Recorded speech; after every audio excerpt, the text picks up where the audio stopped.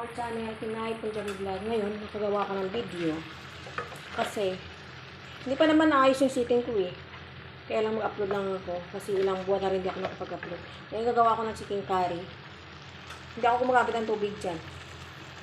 Kusang tumutubig yung manok. Kasi may tubig rin ata sa katawan yung manok na to eh. Ay, namatay siya. In-adjust ko lang eh, namatay pa. Hindi na ako nakapag-upload eh. Ayan, nagsaing na rin ako ng kanin.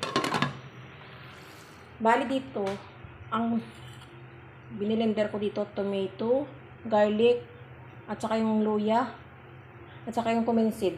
Dito ako kukuha ng pang tubig niya. Hindi na kasi ako magamit ng tubig dito eh. Kasi kung saan naman tumutubig yan. Ayan, dito na mas pangalawa. Kasi dalawang ano itong hintuan ko, ayan. At saka ito. Ito yung sa anak ko. Ayan. Malabo dito banda sa may ano. Kasi walang ilaw dito banda. Ayan. Nasira yung ilaw kasi. Ayan sa kanya, yung sa panganay ko yan. Tapos ito yung sa pangalawa ko na 7 months. I-blender ko siya. Sabay-sabay yung trabaho ko. Naglalaba pa ako doon. Bali yan, handa ko na yung mga masala niyang gagamitin ko. Chili powder. Turmeric. Cumin powder. Coriander. At saka yung black pepper na dinurog. At saka garam masala. Yung garam masala na yan, akong gumawa mismo. At saka isa pa. Ito, curry powder. Ilan yung ingredients natin gagamitin? 1, 2, 3, 4, 5, 6, 7. 7 yung gamitin ko ingredients. Mabuo yung chicken curry. At ang panglas na panglagay ko dito, yung nihaluan ko sana, tomato paste. Yan siya.